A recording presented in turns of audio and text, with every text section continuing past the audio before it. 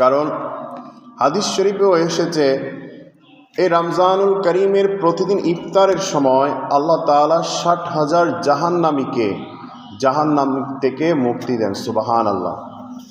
শুধু তাই নয়, এই রমজানুল মুবারকের এই বিশেষ দিন এবং রাতে আল্লাহ তাআলা কবরবাসীদের জন্য জাহান্নামকে বন্ধ করে দেন এবং জান্নাতের সমস্ত দরজা খুলে দেন, এবং বান্দারা যাতে সুন্দরভাবে ইবাদত করতে পারে, ইবাদত বন্দেগী করতে এসে যাতে কোনো ধরনের বাধা বিপত্তিতে পড়তে না পারে, কোনো ধরনের সমস্যায় পড়তে না পারে, সেজন্য আল্লাহ তাআলা এই রমজানুল মুবারকের পুরো মাসটাতে সমস্ত রকমের শয়তানকে, অবাধ্য জিনগুলোকে আল্লাহ তাআলা বন্দী করে রাখেন। তাই আমার আল্লাহ তাআলা কোরআনুল কারীমে সূরা বাকারার 185 নম্বর আয়াতে কারিমার মধ্যে বলছেন, শাহরু রমাদান আল্লাযী উনজিলা ফীহিল কুরআনু হুদাল লিন-নাসি ওয়া বাইনাতিম মিনাল হুদা ওয়াল ফুরকান। আমার আল্লাহ বলছেন শাহরু রমাদান, রমজান মাস। আল্লাহ বলেন এই মাসটা শাহর মাস, 12 মাসের সরদার। এই মাসটা হচ্ছে অন্যান্য 12-11 মাস থেকে আলাদা। রমজান শুধু একটা তারিখ নয়, এই মাসটা শুধু তারিখ নয়, এই মাসটা শুধু অন্যান্য মাসের মতো নয়। এই মাসটা হচ্ছে আমার বান্দারা যাতে তাকওয়া অর্জন করতে পারে, এই মাসে যেন বান্দারা নিজেদেরকে পরিবর্তন করতে পারে আত্মশুদ্ধির মাধ্যমে। সেই জন্য এই মাসটা অত্যন্ত গুরুত্বপূর্ণ একটা মাস। এরপর আমার আল্লাহ বলছেন আল্লাযী উনজিলা ফীহিল কুরআন, যাতে কোরআন নাজিল হয়েছে। এই মাস এত সম্মানিত হওয়ার পেছনে অন্যতম আরেকটা কারণ হলো এই মাসে আমার আল্লাহ তাআলা পবিত্র কোরআনুল কারীম নাজিল করেছেন। রমজানের আসল পরিচয় হলো কোরআন, অর্থাৎ আমার আল্লাহ তাআলা রমজানের রোজা ফরজ করেছেন, কিন্তু এই রমজান মাসে রোজার কথার আগে আল্লাহ তাআলা কোরআনের কথা বলেছেন। অর্থাৎ এই কোরআনটা অত্যন্ত গুরুত্বপূর্ণ এই রমজান মাসে। তাই যে ঘরের মধ্যে কোরআন তেলাওয়াত নেই, যারা কোরআন তেলাওয়াত করে না, তারা কিন্তু এই রমজানুল করিমের আসল যে স্বাদ, আসল যে তৃপ্তি, সেটা তারা পাবে না। এরপর আমার আল্লাহ আরো বলছেন হুদাল লিন-নাস, মানুষের জন্য হিদায়াত। অর্থাৎ কোরআন সে এমন একটা বিষয়, কোরআন এমন একটা ব্যবস্থা, কোরআন এমন একটা গাইডলাইন, যে গাইডলাইন হচ্ছে বেহেশতের মানচিত্র। অর্থাৎ এই কোরআনুল কারীম পড়ার মাধ্যমে একজন মানুষ হিদায়াত হয়ে সোজা সরাসরি জান্নাতের দিকে চলে যাবে। সুবহানাল্লাহ।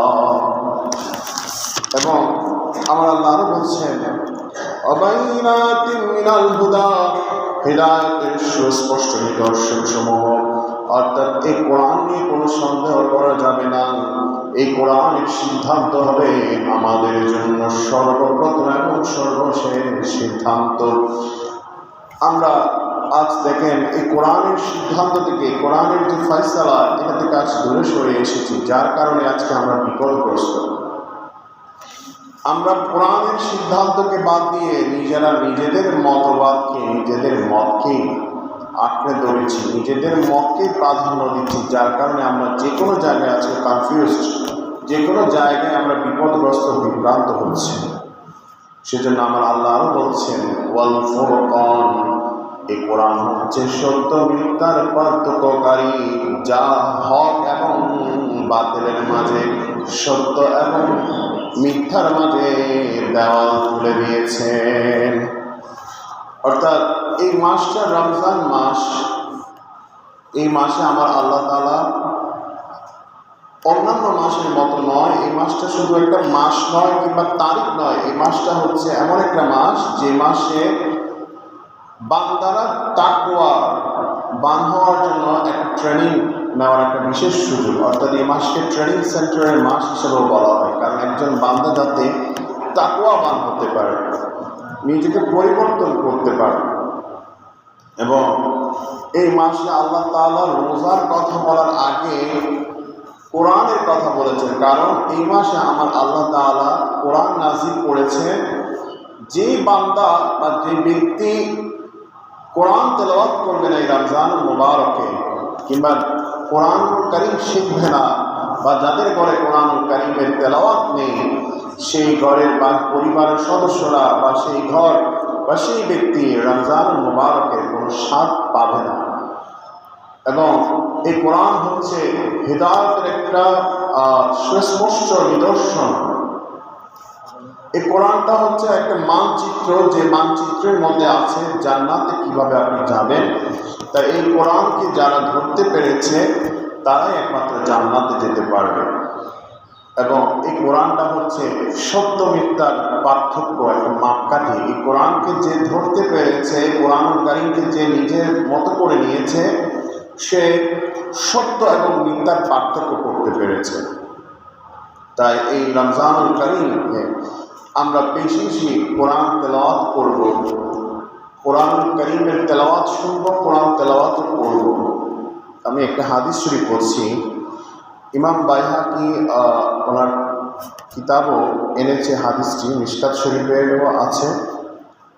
আন সালমান ফারসি রাদিয়াল্লাহু তাআলা আনহু قال হযরত সালমান ফারসি রাদিয়াল্লাহু তাআলা আনহু বলেন, خطبنا رسول الله صلى الله عليه وسلم في آخر يوم من شعبان فقال, নবীজি শাবান মাসের শেষ দিনে আমাদের উদ্দেশ্যে খুতবা দিচ্ছেন এবং বললেন, ইয়া আইয়ুহান নাস, ও সাহাবীরা, قد أظلكم شهر عظيم মুবারক, তোমাদের উপর একটি মহান ও বরকতময় মাস ছায়া বিস্তার করছে, তোমাদের উপর একটা বরকতময় মাস ছায়া বিস্তার করছে। শাহরু ফীহি লাইলাতুন খায়রুম মিন আলফি শাহর, এই মাসেও এমন একটি রাত রয়েছে যা হাজার মাসের চেয়েও উত্তম। জাআলাল্লাহু সিয়ামাহু ফরিদাতান ওয়া কিয়ামা লাইলাতিন তাতুআন, আল্লাহ এই মাসে রোজাকে ফরজ করেছেন এবং রাতের নামাজকে ইচ্ছা মতো ইবাদত, অর্থাৎ নফল নামাজকে ইচ্ছা মতো ইবাদত হিসাবে রেখেছেন। মা তাকাররাবা ফীহি বিখাসলাতিন মিনাল খায়রি কানা কামান আদা ফরিদাতান ফীমা সিওয়াহু, যে ব্যক্তি এই মাসে একটি নেক কাজ করবে, একটি ভালো কাজ করবে, তার সওয়াব হবে অন্য মাসের একটি ফরজ আদায় করার সমান। সুবহানাল্লাহ। অর্থাৎ এই মাসে একটি সাধারণ ভালো কাজ যদি আপনি করতে পারেন, সেটা হবে অন্য মাসের একটি ফরজ কাজ করলে যে সওয়াব পাবে, এই মাসে একটা ছোট্ট সাধারণ যদি আপনি ভালো কাজ করতে পারেন, সেই ফরজ কাজের যে সমান সওয়াব আল্লাহ তাআলা আপনার নেকির মধ্যে লিপিবদ্ধ করবেন। সুবহানাল্লাহ।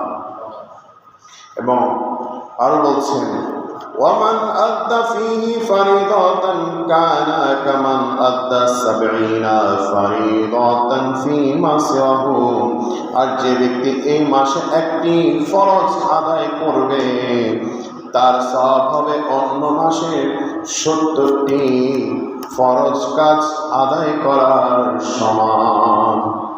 অর্থাৎ এই মাসে যে বান্দা একটি ফরজ কাজ আদায় করবে, একটি ফরজ ইবাদত করবে, সে অন্য মাসের ৭০টি ফরজ কাজ করলে যে সওয়াব পাবে, এই রমজানুল মুবারকের মাসে সে একটি ফরজ কাজ আদায় করলে সেই ৭০টি সমপরিমাণ ফরজ কাজের সওয়াব আল্লাহ তাআলা তার নেকির মধ্যে লিপিবদ্ধ করবেন। সুবহানাল্লাহ।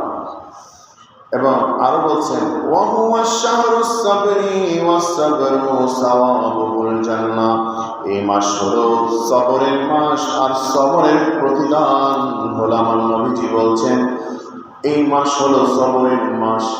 এই মাসে যদি তোমরা সবর করতে পারো, যে যত বেশি ধৈর্য ধারণ করতে পারো, সেই বেশি জান্নাতের অধিকারী হবেন। জোরে বলুন না সুবহানাল্লাহ।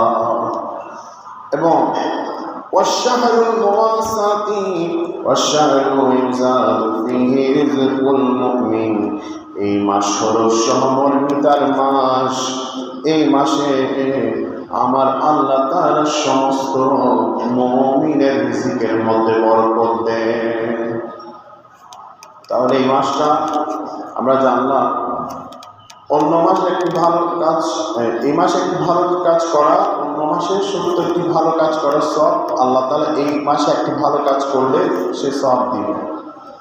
এই মাসে একটি ফরজ কাজ যদি আমরা আদায় করি, অন্য মাসে 70টা ফরজ কাজ যদি করেও থাকি, সেই 70টা ফরজ কাজের সমপরিমাণ সব এই মাসে আমি একটি ভালো কাজ, একটি ভালো ফরজ আদায় করার কারণে আল্লাহ তাআলা আমাকে দান করবেন। তাহলে এই মাসে আমরা বেশি বেশি ইবাদত করব। একটি দুটি ভালো কাজ করলে হবে না, সবগুলোই ভালো কাজ করে যাব। কারণ আমরা এই মাসটা হচ্ছে নিজেদেরকে পরিবর্তনের মাস। কারণ এই মাসে অন্যান্য মাসের শয়তান অবাধ্য জিনরা থাকে। আমরা কোনো একটা ভালো ইবাদত বন্দেগী যদি করতে চাইও, সেখানে বিভিন্ন অসওয়াসা দিয়ে আমাদেরকে সেগুলো থেকে বিরত রাখার চেষ্টা করে, বিরত রাখে। কিন্তু এই মাসে সে শয়তানও নাই, সে অবাধ্য জিনগুলোও নাই। তাহলে এই মাসে আমরা ইবাদত বন্দেগী করার ক্ষেত্রে কোনো বাধা নেই, বিপত্তি নেই। তাই আমরা বেশি বেশি এই মাসে ভালো কাজ করব। এবং আমার আল্লাহ সূরা বাকারার 183 নম্বর আয়াতেও বলছেন, ইয়া আইয়ুহাল্লাযীনা আমানু কুতিবা আলাইকুমুস সিয়ামু কামা কুতিবা আলাল্লাযীনা মিন ক্বাবলিকুম লাআল্লাকুম তাত্তাকুন। এই ঈমানদারগণ, তোমাদের উপর রোজা ফরজ করা হয়েছে কামা কুতিবা আলাল্লাযীনা মিন ক্বাবলিকুম, যেভাবে তোমাদের পূর্ববর্তীদের উপর রোজা ফরজ করা হয়েছে। অর্থাৎ হযরত আদম আলাইহিস সালাম থেকে ঈসা রুহুল্লাহ পর্যন্ত যত নবী রাসূল এসেছে সকলের উপর রোজা ফরজ করা হয়েছিল। তোমাদের উপর এখন যেভাবে রোজা ফরজ করা হয়েছে, পূর্ববর্তী নবী রাসূলদের উপর রোজা ফরজ করা হয়েছে। আমার আল্লাহ বলছেন লাআল্লাকুম তাত্তাকুন, এই রোজার মাধ্যমে যাতে তোমরা মুত্তাকি হতে পারো, পরহেজগার করতে পারো। অর্থাৎ তোমরা এই রোজা রাখবে এই জন্য যাতে তোমরা পরহেজগার হতে পারো, যাতে তোমরা মুত্তাকি বান্দা হতে পারো। তিরমিজি শরীফের একটা হাদিস আমি বলছি, এটা 682 নম্বর হাদিস। হযরত আবু হুরায়রা রাদিয়াল্লাহু তাআলা বলছেন, যখন রমজান মাসের প্রথম রাত আসে, তখন আমার আল্লাহ শয়তান ও অবাধ্য জিনদেরকে বন্দী করে ফেলেন। জাহান্নামের সকল দরজা বন্ধ করে দেওয়া হয়, একটি দরজাও খোলা হয় না। জান্নাতের সকল দরজা খুলে দেন এবং একটি দরজাও সে জান্নাতের বন্ধ করা হয় না। একজন লোক এসে বলে, কে আছো? আসো। কে আছো ভালো কাজে? কে আছো মঙ্গল কামনাকারী? তুমি এদিকে আসো, তুমি এদিকে আসো। এরকম ভাবে ডাকতে থাকে। আরেকজন বলে, আর মন্দের অন্বেষণকারী কে আছো? মন তুমি, তখন সে যে আসে তখন ফেরেশতা বলে, তুমি মন্দ কাজ কমিয়ে ফেলো। এই মাসে আল্লাহ তাআলা অনেককে জাহান্নাম থেকে মুক্তি দেন। আর এরকম প্রতিদিন আমার আল্লাহ তাআলা জাহান্নাম থেকে মুক্তি দেন। বলুন সুবহানাল্লাহ। এখন প্রশ্ন হচ্ছে, রমজানুল কারীমের তো আমরা অসংখ্য ফজিলত শুনেছি। কেউ যদি এই রমজান মাসে কোনো উযর ছাড়া রোজা ভেঙে ফেলেছে, কোনো প্ররোচনায় বা কোনো কারণে ইচ্ছাকৃতভাবে যদি রোজা ভেঙে ফেলে, সেক্ষেত্রে আমার নবীজি বলছেন, আন আবি হুরায়রা রাদিয়াল্লাহু তাআলা আনহু মান আফতারা ইয়াওমান মিন রমাদান মিন গায়রি রুখসাতিন ওয়ালা মারাদিন লাম ইয়াখদি আনহু সাওমুদ দাহরি কুল্লিহি ওয়া ইনসামুহু। যে ব্যক্তি রমজানের একটি রোজা একদিনের রোজা ভাঙবে কোনো ওজর ছাড়া, সারা জীবন দিয়েও ওই রোজার কাফারা কিংবা ওই রোজা আদায় করা সম্ভব হবে না।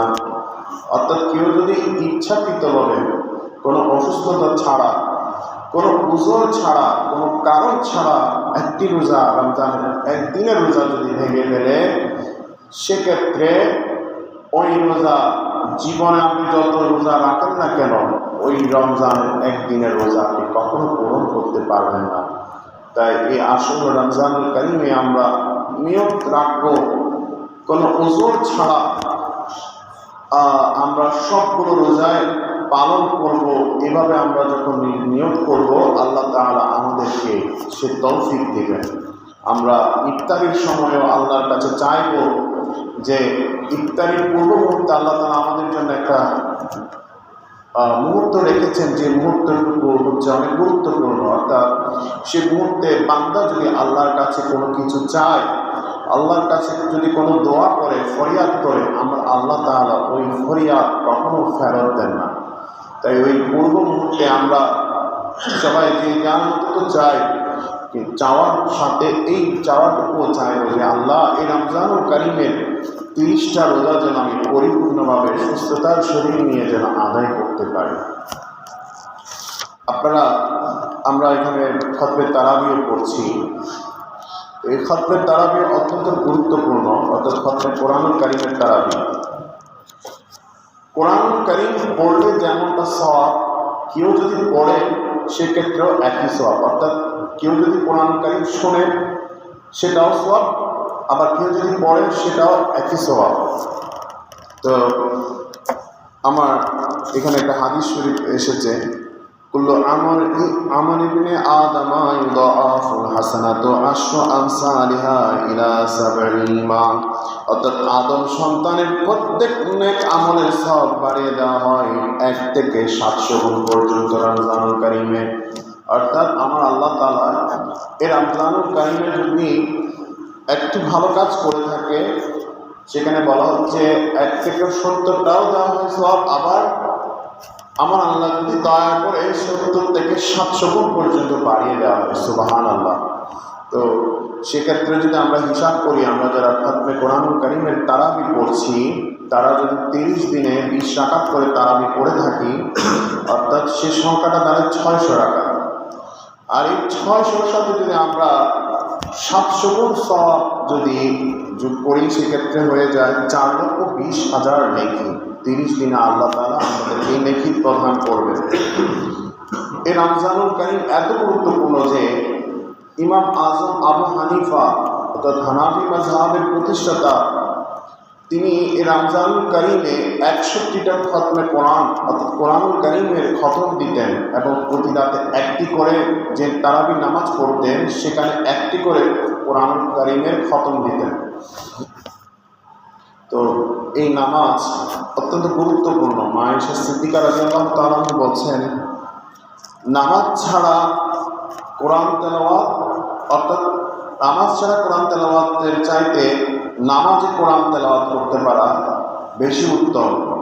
যেমনটা এই আমরা দেখি, কারণ রোজা হচ্ছে ঢাল স্বরূপ, তাই কোরআনুল কারিমের অসংখ্য ফজিলত রয়েছে। আমরা যদি হিসাব করি, কোরআনুল কারিমের সংখ্যা হচ্ছে 3,66,392টি।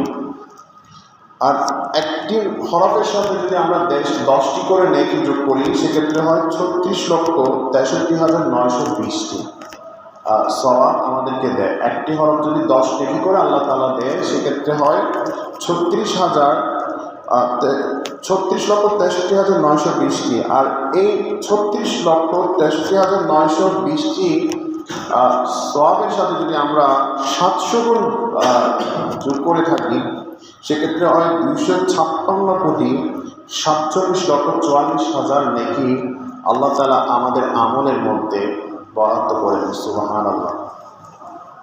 এই খতমে কোরআনুল কারিমের তারাবি যদি আমরা পড়ে থাকি, সেক্ষেত্রে আমরা সওয়াব পাবো কত? 256,47,44,000।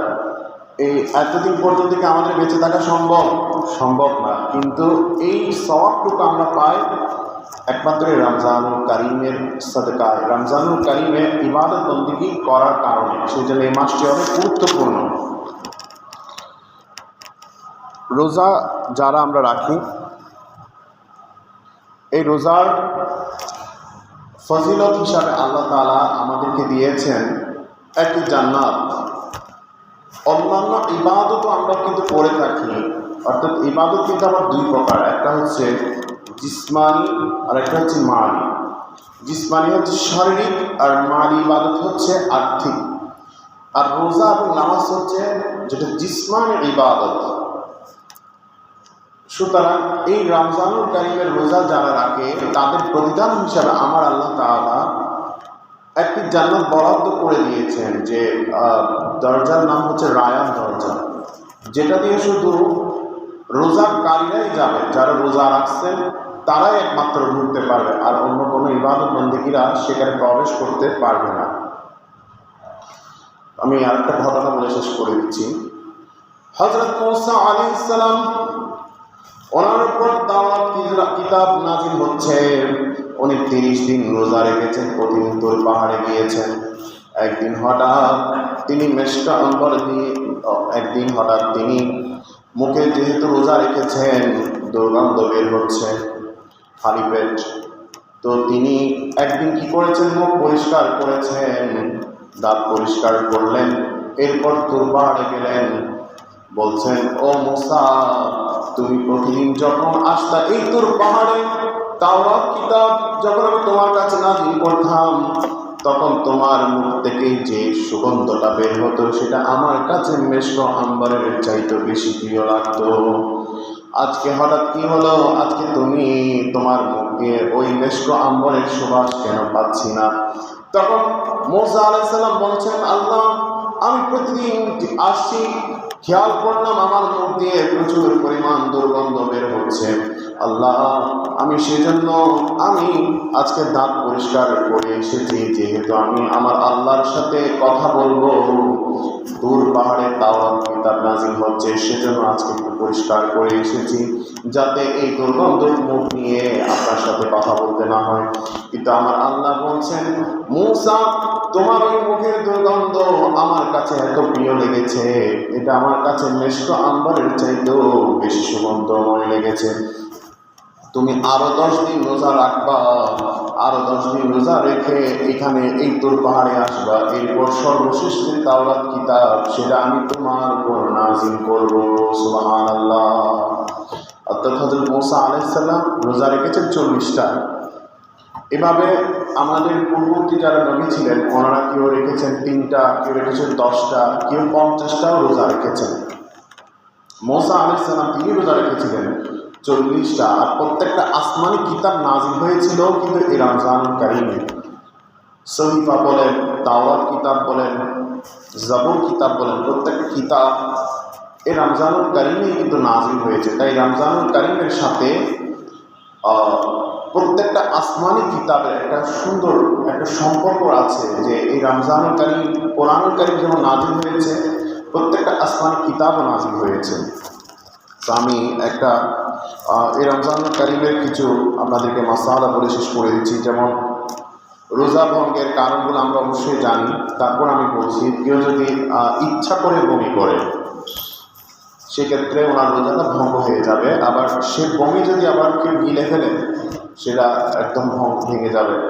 অনিচ্ছাকৃত অসুস্থতার কারণে যদি কেউ বমি করে থাকে সেক্ষেত্রে সেটা অন্য বিষয়, কিন্তু কেউ যদি ইচ্ছা করে বমি করে সেক্ষেত্রে কী হয়ে যাবে, রোজাটা ভেঙে যাবে। তারপর শক্তিবর্ধক ইনজেকশন, যেমন যে ইনজেকশনগুলোর এত পাওয়ার যে সেটা দেওয়ার কারণে আপনার সহ্য ক্ষমতা কী হচ্ছে না, রোজা অবস্থায় ধারণ করা পসিবল হচ্ছে না, সেক্ষেত্রে সেই রোজাটা ভেঙে যাবে। এবং কোনো রোজাদারকে জোর করে কোনো কিছু খাওয়ানো, এবং ইফতারের সময় যখন আসে তখন আমরা তাড়াহুড়া করার কারণে কিংবা সূর্যাস্ত হওয়ার আগেই যদি আমরা কেউ ইফতারি করে ফেলি সেক্ষেত্রে রোজাটা ভেঙে যাবে। এবং ভুলবশত অনেক সময় আমরা কিছু খেয়ে ফেলি, রোজা রাখা অবস্থায় যদি খাওয়ার পর যদি মনে করে যে না আমার রোজা তো ভেঙে গেছে, সেক্ষেত্রে রোজাটা ভেঙে যাবে। ভুলবশত যদি কেউ কোনো কিছু খেয়ে ফেলে রোজা থাকবে, রোজা ভঙ্গ হবে না। যদি এমনটা করি যে আমি তো খেয়ে ফেললাম, পানাহার করে ফেললাম, তাহলে রোজাটা ভেঙে যাবে। এরপর কান বা নাক দিয়ে এমন কোনো ওষুধ দেওয়া যে ওষুধটা দেওয়ার কারণে আপনার রোজাটা ভেঙে যাবে। এরপর ধরেন রোজা মাকরুহ, ধরেন ইফতার করা, আমি সারাদিন রোজা রাখলাম, ইফতার করার সময় এমন হারাম খাদ্য দিয়ে ইফতার করলাম যার কারণে আমার রোজাটা কি হয়ে যাবে, মাকরুহ হয়ে যাবে। তারপর রোজা রেখে মিথ্যা কথা বলা, রোজা রেখে গীবত করা, ঝগড়া বিবাদ করা, এরপর মোবাইল ফোনে বেশি বেশি রিলস, নাচ গান, এসব কৌতুক দেখা, এইগুলো যদি আমরা কেউ দেখে থাকি রোজা মাকরুহ হয়ে যাবে। এবং বিশেষ করে আমাদের মা বোনরা যারা রোজা অবস্থায় রান্না করেন, ইফতারের আইটেম করেন, সেক্ষেত্রে যদি আপনি এমনটা করতে পারেন, অনেক সময় লবণ শাক বা কিছু শাক জাস্ট জিহ্বাতে একটু করে লাগিয়ে নিয়ে ফেলতে হবে। যদি আমরা স্বাদটা পরিপূর্ণ বোঝার জন্য আহার করি, সেক্ষেত্রে রোজাটা মাকরুহ হয়ে যাবে। তো এই বিষয়গুলো আছে। আর রোজা ভাঙবে না এমন কিছু বিষয় আছে, যেমন রোজা অবস্থায় যদি কেউ এন্ডোস্কোপি টেস্ট করে থাকেন, সেক্ষেত্রে রোজা ভাঙবে না। যদি ওই নল দিয়ে কোনো ওষুধ বা খাবার দিয়ে থাকে, সেক্ষেত্রে রোজাটা ভেঙে যাবে। এবং নাকে অক্সিজেন নিলেও কী হয়ে যাবে, রোজা ভঙ্গ হয়ে যাবে। তবে রোজা অবস্থায় কাউকে আপনি যদি রক্ত দেন কিংবা কেউ রক্ত নেন, সেই অবস্থায় ফুকাহায়ে কেরামদের মতে ওই রোজা ভাঙবে না। যিনি দিবেন কিংবা যিনি রোজা অবস্থায় রক্ত নেবেন, সেক্ষেত্রে ওনার রোজাটা ভাঙবে না। আল্লাহ তাআলা আমাদের সকলকে আমল করার তৌফিক দান করুন। ওয়া মা আলাইনা ইল্লাল বালাগ। আসসালামু আলাইকুম ওয়া রাহমাতুল্লাহ।